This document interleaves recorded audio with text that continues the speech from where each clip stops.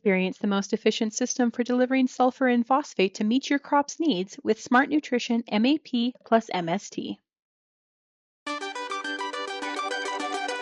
Good day, and welcome to Wheat Pete's Word here on Real Agriculture for Wednesday, September the 11th. On this episode of The Word, man, it is go time. Hey, a few harvest watchouts, more wheat. We need more wheat. And then agronomy. As many agronomy answers as I can get to before I run out of time. Let's go.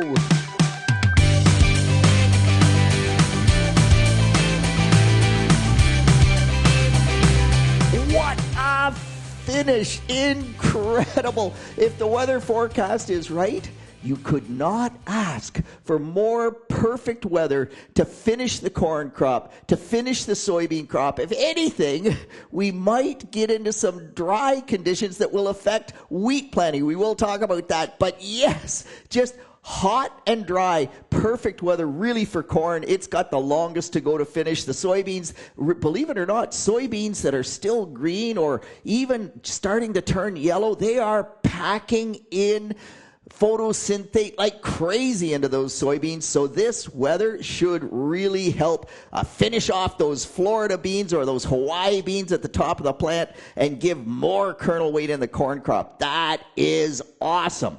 However, it could get over dry for sure, and so a few thought processes from that. Remember, if you have been dry all season, and believe it or not, there are areas, Ohio, in incredible drought conditions in the southwestern part. I think they're at a 3-level drought, D3. If you go western Canada, some of them as well. Alberta, some areas there, quite dry. If you have been dry all summer, you're harvesting corn silage, you get that one rain, man, that's when the corn crop all of a sudden will suck up a whole bunch of nitrogen because you didn't use it all year, and that's when we get silo gas. So please be careful. Take all the precautions. No injuries from silo gas. No injuries from manure tank agitation. I should have talked about that earlier probably, but if you're out there spreading manure, you start agitating that tank, please. Safety. Think twice. Act once. And yields. Come on, people. What the heck's going on? Almost nobody has been sending me silage yields or edible bean yields. I know we're at the start of harvest, but you got to know that Wheat Pete lives on feedback. So Emily, thank you. Emily finally sorted out her winter wheat yield, 95 bushels per acre, and she said for them, that is a really good crop, particularly considering how wet they were last fall, how wet they were this spring. So that's awesome. Send me those yields, send me the plot results, and keep Wheat Pete happy, absolutely. Meanwhile, what the heck? Sean Haney, the owner here at Real Ag, do Real Ag Radio with him, and he tells me that on Farmer Rapid Fire, farmers in Ontario are suggesting they're going to grow less wheat this year. Are you kidding me? We need more wheat. It's so good for the rotation.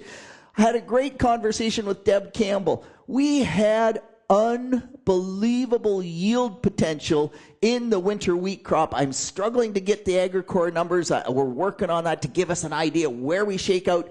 I know that in the deep southwest, there are growers that had record crops, and they had record crops because the wheat had filled enough. It was far enough through grain fill before that hot week really hit in June. For the growers further north that are sort of, pretty mediocre wheat yields, above average, but not what they expected, 30, 40, 50% more straw, should have been more grain. It was that hot week. Really, heat takes out wheat. But the huge straw yields that everybody across the province got, that tells you that the yield potential to break records across the board was there. You got to get wheat in the ground, get it in early. I will be doing a video with Burn Tobin on Thursday here at Real Ag. We will post that immediately. Look for it Thursday night. I'll cover the main points about having big wheat yields at planting time. But man, you got to plant wheat to have good rotation, and you got to plant wheat to actually have more wheat to sell. All right, let's move on. Cereal rye, we've talked lots about cereal rye and in terms of its allelopathic effect and how it really stops fleabane.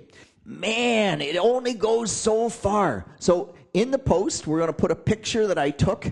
This is a field where they left the cereal rye until it went to head. They planted edible beans. I would have expected zero fleabane. It is a fleabane nightmare. And I reached out to Peter Sikkema, Francois Tardif, Mike Kober, and just said, like, it's clearly not a perfect answer. And Peter Sikkema sent back that Taga Chilette's master's thesis clearly showed that impact, that allelopathic impact of the cereal rye is short-lived, and you really do need a good herbicide program.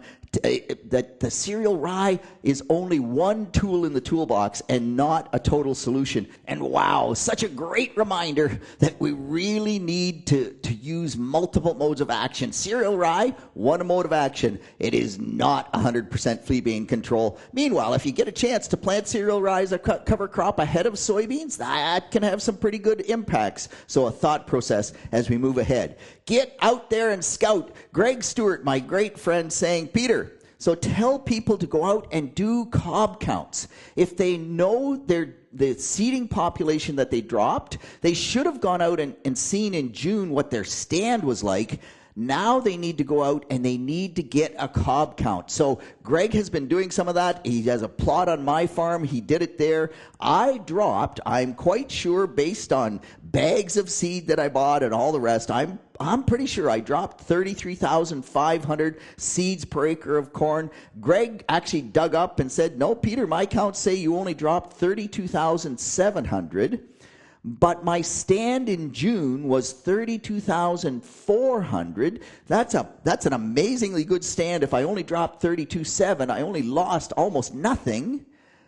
But cob count is only 30,300.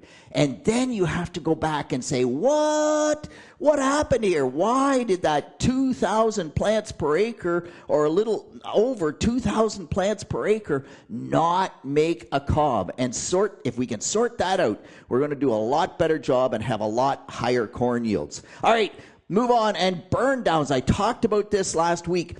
This 0.8 of a liter, 800 milliliters per acre of merge in with the Aragon. Wow, the results of the stuff that got sprayed late last week, that really, really heats up the Aragon. Some incredible results from efficacy from that perspective. Now, mind you, sprayed in the heat of the day with great sunshine, everything right, sprayed at 30 gallons per acre.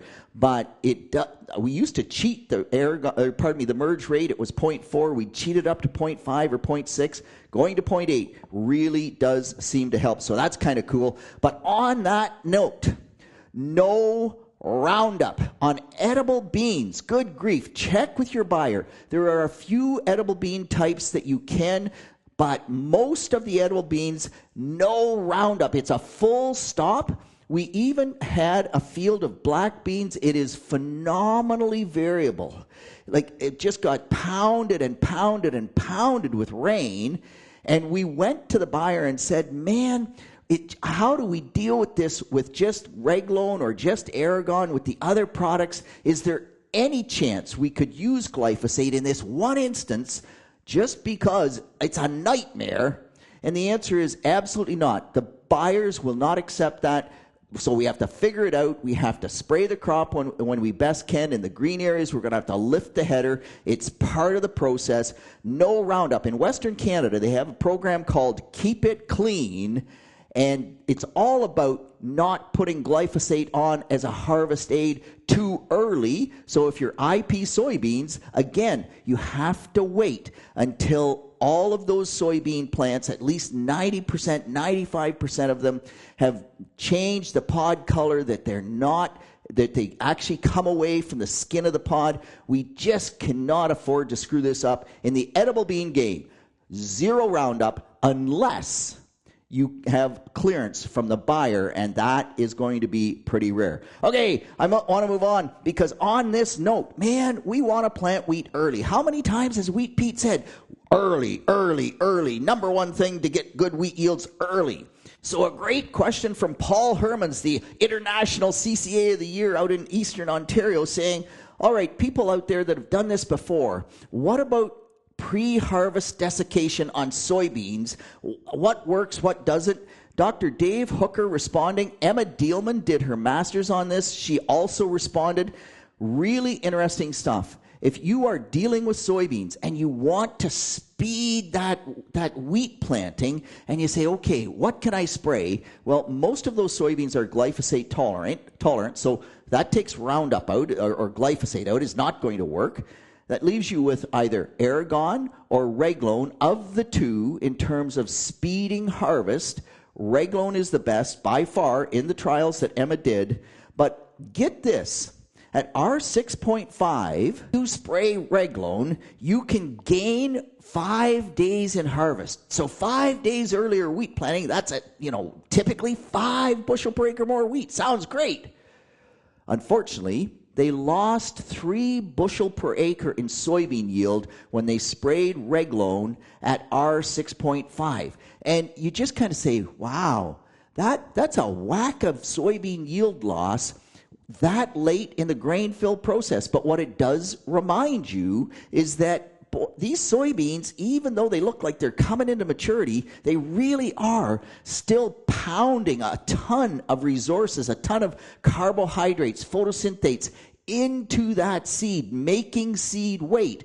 And if you stop that process, you lose yield. When you shift to spraying at R7, the answer changes. You gain 3 days in soybean harvest. You lose no soybean yield at all. So that little few days is a huge difference in the impact on the soybean crop. Of course, don't forget, you still have the tramp damage. You still have the cost of the Reglone, the cost of the application. So 3 days under these weather conditions that were forecast, I think it's probably not worthwhile, and a catchier fall may be something to consider, particularly if you do have sprayer tracks through the field. Although even if you have sprayer tracks, man, you are still going to tramp more soybeans.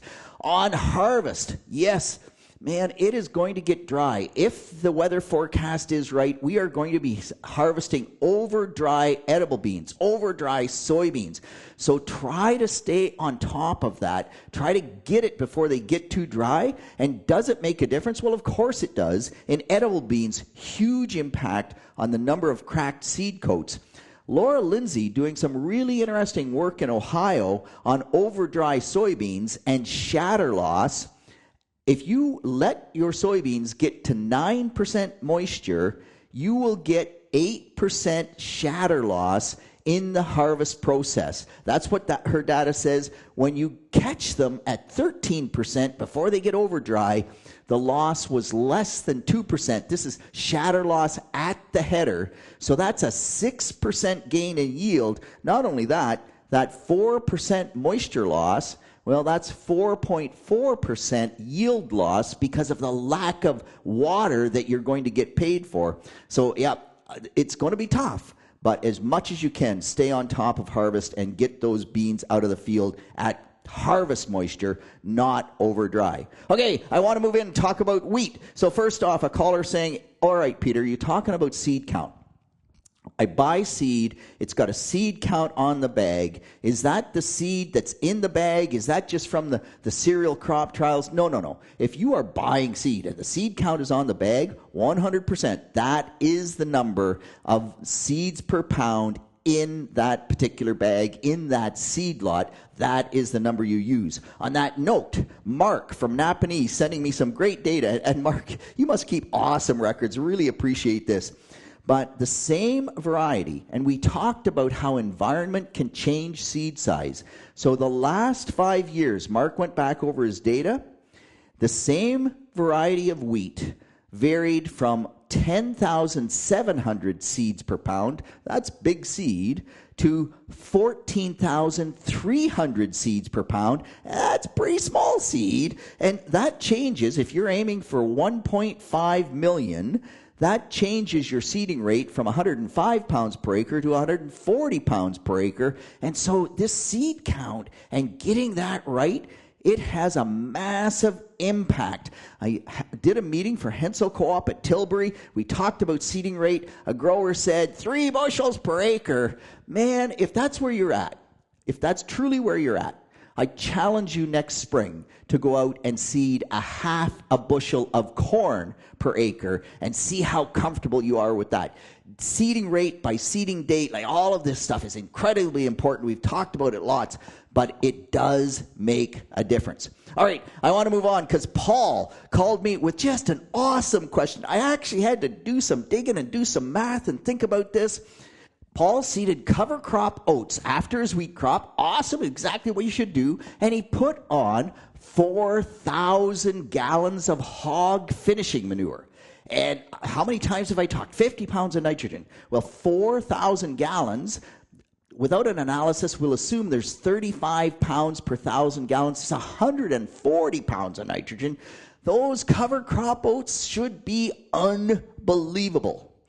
And Paul said, Peter, we spread the straw. We did not bale the straw. We used a 40-foot draper head.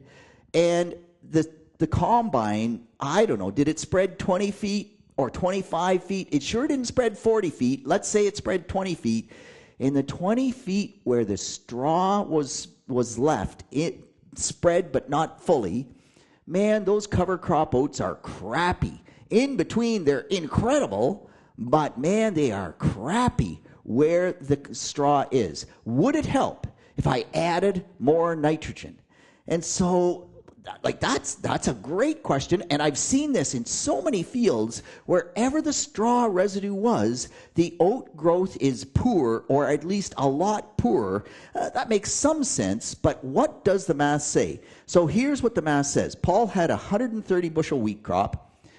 If I assume there is the same weight of straw, and go back to where I started the podcast, man, we might have had even more straw than grain yield, but we'll say that 130 bushel crop of wheat, equal amount of straw at 15% moisture. I convert that to dry matter. That's 6,700 pounds of dry matter.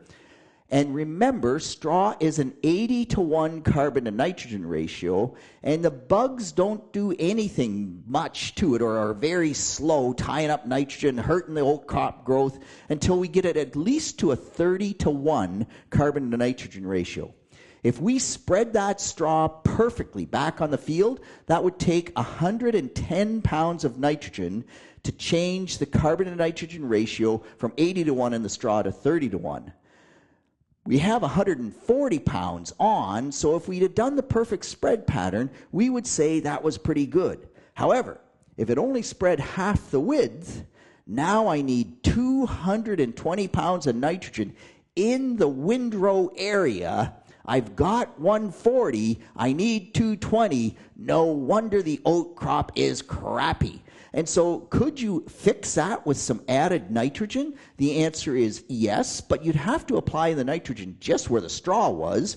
I think that's pretty challenging. And by the way, you're going to put on a whack of nitrogen, and you're not going to get paid back for it. So what it does is really drive home the point of even spread. So when you're harvesting your soybeans, for goodness sakes, even spread so we can get good wheat. It's just part of the deal. It's a really interesting thought. And it didn't, I did not think about just how much nitrogen it took, but it's a great exercise. Thanks for driving me there, Paul. It's a really cool thought process. Hey, another caller saying, got a great crop of cover crop oats. I've got a ton of lamb's quarters coming in them. They're small. Do I need to control them? Will they go to seed? Basically, that's the question. And the answer is, how open and how long is the fall going to be? Man, if you have a ton, the caller, I think, said a carpet of lamb's quarters, I would not take the risk. MCPA will take the lamb's quarters out. It's quite inexpensive. It won't hurt the oats. Go kill them. Save yourself the seed set. Will frost do it for you? Maybe. But with this weather forecast, they'll set seed quickly. Just take them out. Marika saying, Peter, can you give me any insight into red clover? We've got some pretty good red clover stands. Killing them September 1st versus October 1st versus November 1st from an organic matter standpoint and from a nitrogen standpoint, what are the differences? Well, we know from the research done at the University of Guelph way back in the 80s, 1980s, so it's not new research, but red clover doubles its root mass in October. I expect it does a whole lot in September as well. I don't know those numbers. I don't have them off the top of my head. But from a nitrogen perspective, if you have great top growth, the data out of Wisconsin would say that that probably adds 45 to 50 pounds more nitrogen to the nitrogen credit. We typically will only give red clover a 75-pound nitrogen credit total. So how does that impact? I think sometimes we get more than 75 pounds. We just don't give it that credit. But if you do allow it to grow through September, and the other thing, of course, is you're going to clip it, because you got to keep on top of the weeds. You don't want the weeds to go to seed. You clip it, you get new above ground growth. That stimulates new root growth. From an organic matter standpoint, remember that root growth produces 5 times the organic matter of above ground growth. So yowzers, it's just got to be awesome. And root growth doubles in October, so we really want to leave that crop as late as we can, but we don't want to have to kill it under adverse weather conditions. So and plow it if that's, I mean, oh my gosh, plow it, that's a 4-letter word. But regardless, we have to look at the weather forecast. We have to kind of time it and leave it for as long as we possibly can and still get good control. Still, if we have to do tillage, do that tillage under good soil conditions, because any fall tillage done under wet soil conditions, it's all worse than as if we did it under dry soil conditions. Hey, I got a ton more stuff that I'm going to talk about someday, drainage and falling number and wheat row. It's just someday I might actually have to do 2 Wheat Pete's words in a week. I just struggle to have to do that much work. Anyway, I'm getting lazy, eh? On behalf of the team here at Real Agriculture, this is Wheat Pete with the word for Wednesday, September the 11th. Leave the messages, keep the calls coming. I will talk to you again next week for way too long. It's just what I do. See you then.